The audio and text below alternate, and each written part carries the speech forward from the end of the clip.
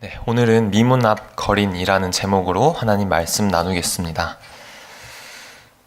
오늘 등장하는 성전의 미문은요, 아름다운 문이라는 뜻입니다. 네, 이것은 성전에 있는 여러 가지 문들 중에 하나인데요.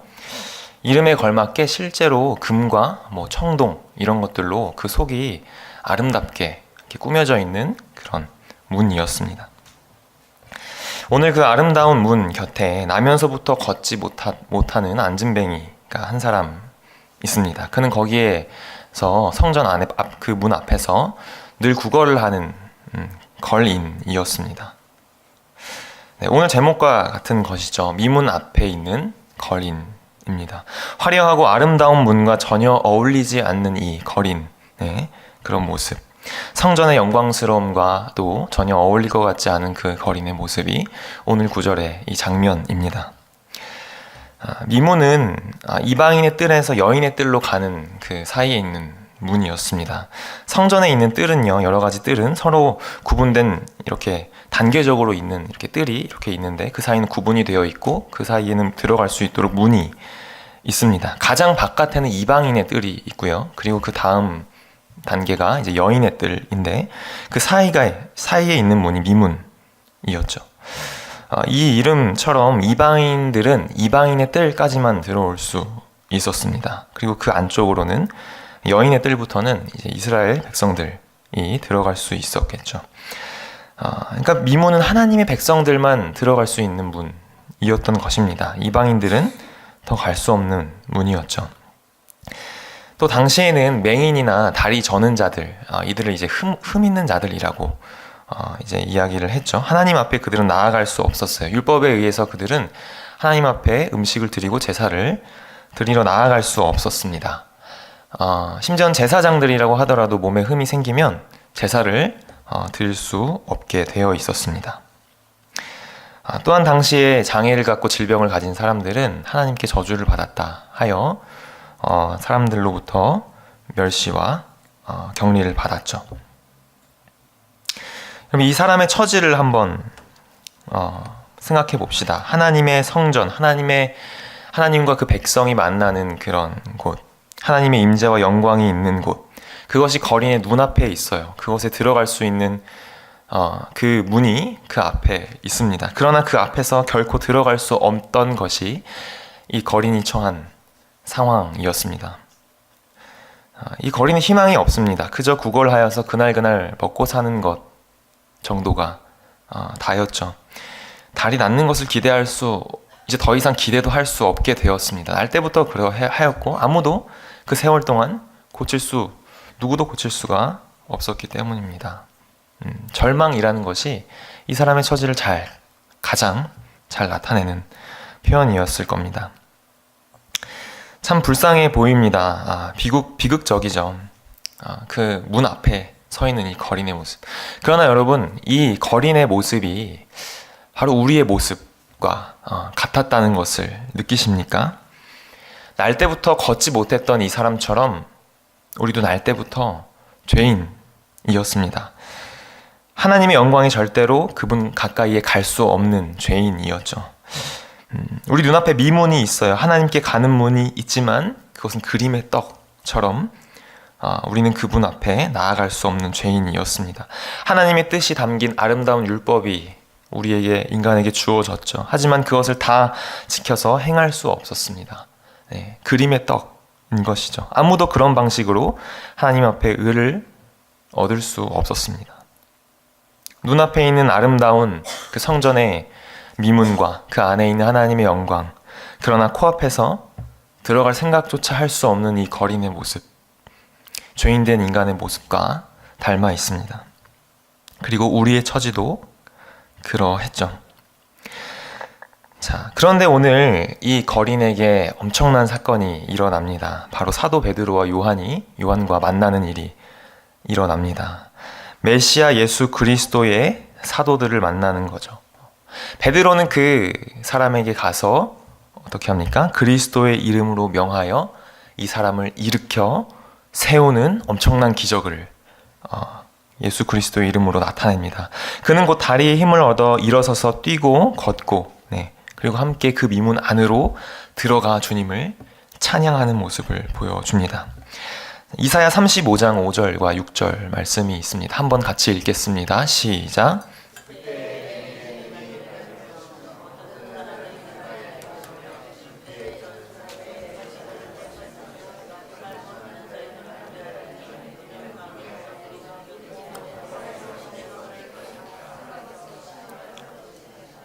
아멘.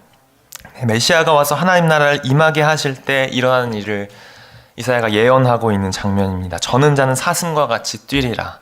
오늘 이 거린이 뛰어다니는 이 모습, 이 장면과 매우 유사하죠. 그런 그 날이 바로 이 자리 가운데 일어나고 있는 것입니다. 예수 그리스도 메시아의 구원의 역사, 그것이 이사야서의 성취입니다. 이 세상에 장차 왕으로 친히 오셔서 악을 물리치고 모든 그 악의 영향력으로부터 벗어나게 하고 모든 것을 그것으로부터 회복시키는 그 하나님 나라의 역사, 그것이 눈으로 보여지고 있는 역사적이고 감동적인 순간, 그것이 오늘의 장면이죠. 한 사람의 인생은 여러분 이렇게 완전히 바뀌게 됩니다. 하나님 나라의 구원이 임했을 때 한 사람에게 미친 도저히 해결할 수 없는 절망은 영원한 소망으로 바뀌어지는 것이죠. 여러분 이와 같이 우리에게도 그러한 구원을 주신 것입니다. 죄인이고 멸망할 수밖에 없었던 그런 우리를 하나님 앞에 도무지 나아갈 수 없었던 그런 처지였던 우리를 단번에 바꾼 것, 그런 은혜가 그리스도를 통해 우리에게도 주어지는 것입니다. 이제 우리는 하나님을 만날 수 있습니다. 예수 그리스도로 의롭다함을 입어서 성전의 미문을 지나 성소로 가고 또 그 성소 안에 지성소 하나님을 만나러 우리는 이제 그분 앞으로 나아갈 수 있는 것입니다.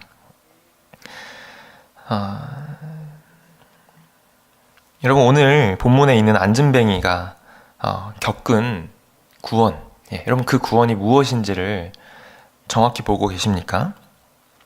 안진뱅이가 얻은 구원은 어떤 것입니까? 여러분 다리가 나은 것이 그의 구원입니까?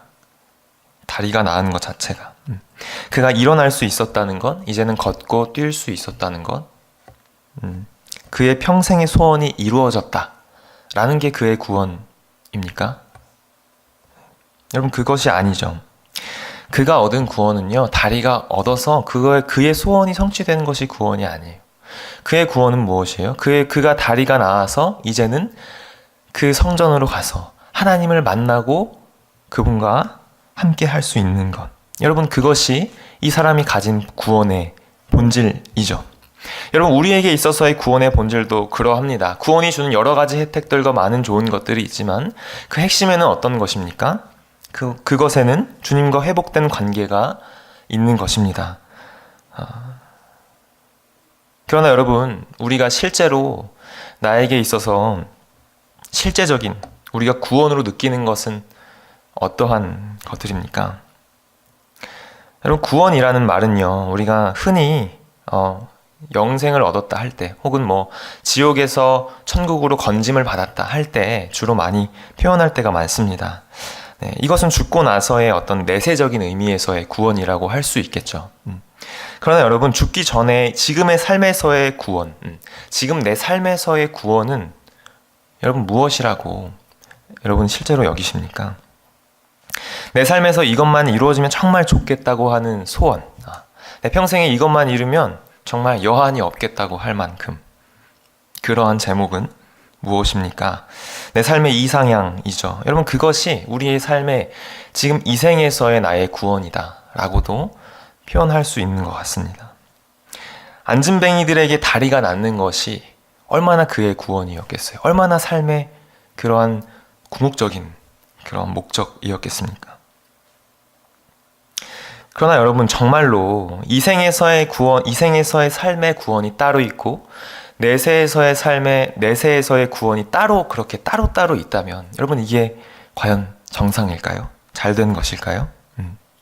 무언가 잘못된 것이지 않겠습니까? 성도님 여러분, 우리는 하나님 외에는 아무것도, 지금 삶에서도 아무것도 그 무엇도 구원으로 삼아서는 안 될 것입니다. 어떤 간절한 소원이 있습니까, 여러분? 병이 낫는 것, 내가 어떤 것을 소유하는 것, 내가 어떤 수준과 무엇을 갖는 것, 그것을 구원으로 삼고 그것을 고대하면서 그것이 없는 지금은 뭔가 모자란 것처럼, 여러분, 우리가 그렇게 해서는 안 되는 것입니다. 그러한 마음의 태도는 그것을 구원으로 놓는 자의 태도죠. 이 삶에서 하나님만으로는 모자라는 것처럼 희망을 다른 곳에 두고 있는 그런 마음입니다. 전부이신 하나님을 보고 내 다리가 좀 고쳐지기만을 바라는 그런 어리석은 자의 모습이죠. 여러분, 우리는 구원을 받았습니다. 그 말은 이제 다 이루었다 라는 말입니다. 하나님과 함께 영원히 거하는 자가 되었어요. 우리는 의롭다 하심을 얻고 온전함을 그분 앞에서 받은 것입니다. 그럼 이제 우리의 문제는 다 끝난 거예요. 우리는 더 이상 여한이 없어야 합니다. 우리의 삶을 조금 더 나아지게 할 수 있는 그런 것은 없어요. 우리의 이상향은 더 무언가가 있는 게 아니라 예수 그리스도를 통한 하나님과의 관계 회복, 그것으로 모든 것이 만족되어진 것을 우리는 알아야 합니다. 우리의 구원은 죽어서만의 구원이 아니라 지금 내가 살고 있는 이 땅에서의 구원이어야 합니다. 그러나 여러분, 우리가 삶에서 무엇을 아쉬워합니까? 자꾸 무엇이 없어서 자꾸 불만족스러워합니까? 전부이신 그 하나님 아버지를 소유한 우리들이 무엇을 자꾸 부족해하고 그것이 없어서 불평합니까? 무엇이 없어서 자꾸 불안해 하십니까? 바라기는 성도님 여러분, 주님으로 얻은 구원과 그 하나님의 자녀됨이 우리의 전부이기를 소원합니다. 그래서 더 이상 더 할 수 없는 온전한 배부름과 행복이 그 아버지 하나님으로부터 경험되어져서 다른 것들을 구하지 않는 저와 여러분들 됐으면 좋겠습니다. 오늘 거리는 베드로와 요한을 보고 무언가를 구합니다. 5절 말씀입니다. 한번 같이 읽어보겠습니다. 시작.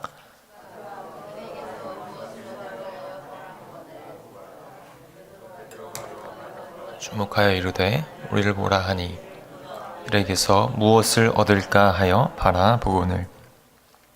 무엇을 얻을까 합니다. 그리스도의 사도들을 알아보고 그들에게서 죄사함과 구원을 구할 것 같은데 그게 아니었던 거예요. 고작 무엇을 얻을까, 음과 근을 얻을까 하여 그들을 바라본 것입니다. 고작 그런 것이 그의 소원이었습니다. 심지어 다리가 낫는 것도 그의 소원이 아니었어요. 구하는 것이 아니었어요. 여러분의 소원은 무엇이고 무엇을 여러분 주로 주님께 구하십니까? 그리스도를 눈앞에 우리가 두고 실제로 여러분이 그분께 구하는 것은 어떤 종류의 것입니까? 무엇을 기도합니까? 무엇을 달라고, 무엇을 해달라고, 이루어 달라고, 어떤 것을 우리는 구합니까? 우리의 기도가 그런 것이 주가 혹시 되어 있는 것은 아니겠습니까? 만물을 충만케 하시는 일을 앞에 두고 그분을 구하지 않고 그분을 만나려 하지 않고 그분으로 내가 충만해지는 것을 구하지 않고, 여러분, 우리는 어떠한 충만과 어떠한 종류의 만족을 그분께 우리는 구하고 있는 것입니까? 여러분, 어떤 것이 하나님보다 만족스러울 수 있을까요? 여러분, 어떤 것이 하나님보다 안전할 수 있을까요? 여러분, 어떤 것이 하나님보다 가치 있고 영광스러울 수 있을까요? 모든 것이 되는 그분 앞에 그렇게 다른 무엇을 좀 얻을까 하여 구하는 기도가 얼마나 어리석습니까? 미문 앞에 있는 거리는 그렇게 말했어야 합니다. 그리스도의 사도 베드로 요한이시여, 당신의 금과 은이 아니라 나를 일으켜 주십시오. 나를 일으켜 주셔서 저 미문 안으로 들어가게 하시고 그 주님을 나도 만나게 해 주십시오. 구원을 내게 해 주십시오. 그렇게 말해야 하지 않겠습니까? 여러분, 우리는 어떻게 말해야겠습니까? 아니요, 주님, 내가 아무것도 더는 필요 없습니다. 이렇게 말해야 하지 않을까요? 내가 더 이상 무엇이 필요하지 않고 주님만이 내가 필요합니다. 세상에 어떤 것도 꼭 있어야 하는 건 없습니다. 그러나 주님, 당신만은 내게 반드시 있으셔야 합니다. 그렇게 구해야 하지 않겠습니까? 여러분, 우리의 기도가 그렇게 바뀌기를 소원합니다. 그분으로 충만케 되는 것 말고 우리는 더 꼭 구해야 할 것이 없습니다. 이 생에서도 내세에서도 그분은 우리의 전부고 모든 것이 되어주시기 때문입니다. 그리스도로 구원받은 여러분, 그리스도를 믿고 다리가 다 나았는데도 왜 우리는 민문 안으로 들어가려고 하지 않는 것일까요? 왜 나아가지 않을까요? 우리는 한눈을 많이 파는 것 같습니다. 하나님께 관심이 잘 없습니다. 아무리 우리가 그리스도로 인해 주님과 화목하게 되면 뭘 하겠습니까? 나아가지 않는다면, 하나님을 좋아하고 그분을 자체를 원하지 않는다면, 그분이 해주실 것만 원한다면, 다리는 나았는데 민문 안으로 들어가지 않는다면, 오히려 그러한 거죠. 세상에 나가기 위해, 세상에 나가서 놀기 위해 민문 앞에서 뭔가를 구걸하는 이 거린처럼 말입니다. 얼마나 어리석습니까? 세상에서 내가 잘 살고 편하게 살기 위해 교회에 와서 그것을 구하는 모습이라면, 여러분, 얼마나 이 거린과 다를 것이 없는 그런 모습이겠습니까? 여러분, 우리 하나님을 만나러 미문 안으로 들어갑시다. 그리고 그 성소 안으로 들어가고, 그리고 그 찢어진 휘장 가운데 지성소로 들어가 그 하나님을 만날 수 있기를 소원합니다. 그러한 삶으로 우리 나아가서 그분 자체가 목적이 되게 하시기를 원합니다. 우리의 삶의 중심에 그분만 놓고 그분만을 의지하고 그분만을 바라며 그분만으로 나를 채우려고 하면서 그렇게 살 수 있길 바랍니다. 여러분, 우리의 만족스러운 삶은 오직 그분과 함께 친밀하게 거하는 삶 안에만 있다는 것을 기억하시길 바라고, 다른 것들은 있어도 그만, 또 없어도 그만 이라는 것을 알기를 원합니다. 정말 아멘이시기를 소원합니다. 오늘 사도 베드로는 무엇을 얻을까 이렇게 손을 내미는 그 거린에게 이렇게 이야기합니다. 6절 한번 다 같이 읽겠습니다. 시작.